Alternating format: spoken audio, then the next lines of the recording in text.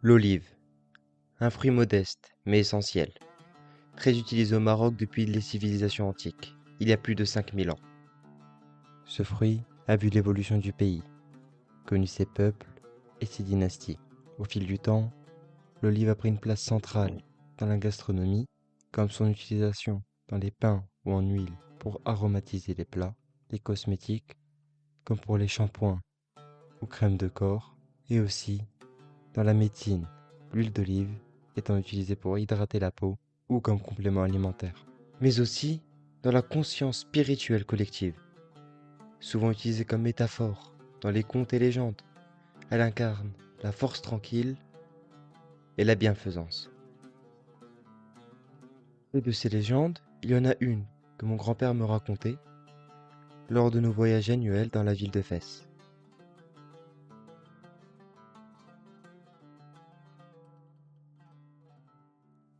Il y a très longtemps, pendant le règne des Almoravides, vivait un homme pieux qui méditait souvent.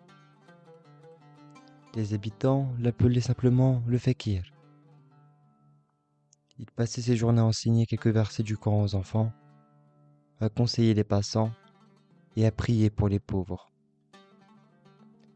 Il aimait se faire discret, mais sa sagesse attirait les gens des quartiers voisins.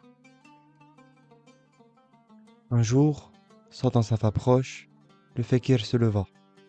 Il marchait jusqu'au rempart de la ville, et là, il planta son bâton de marche, usé par des années de voyage. Il l'enfonça dans la terre, puis se mit à prier. بسم الله الرحمن الرحيم. يا ربنا الرحيم، اجعل هذا العصا رحمة للمدينة، واحفظ أهلها من الجوع والمرض. Peu après, le fakir mourut. Quelques semaines plus tard, les habitants, venus se recueillir, découvrirent qu'une pousse d'olivier jaillissait du sol, là où le bâton avait été planté. Au fil des saisons, la pousse devint arbre. Son tronc s'épaissit, ses branches s'étendirent comme pour couvrir le ciel, et ses fruits mûrissaient chaque année avec une régularité miraculeuse. Les habitants y virent un don divin. On disait que ces olives, frottées sur la peau, guérissaient les maladies. Les mères venaient chercher des branches pour protéger leurs enfants du mauvais œil et des esprits malfaisants. On racontait aussi que son huile, mélangée à la récolte des familles pauvres, la rendait abondante. L'arbre devint un lieu de pèlerinage populaire. Les voyageurs, entrant par Bab el-Ftuh, posaient leurs mains sur son tronc pour demander à Dieu sa protection. Les marchands ramassaient les feuilles tombées au sol et les glissaient dans leurs bourses pour attirer la chance.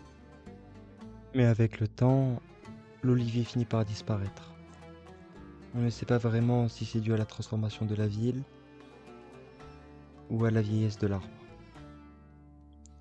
Une phrase que mon grand-père répétait souvent était que, sous l'ombre de l'olivier de Bab el-Ftuh, aucun ne craignait la faim.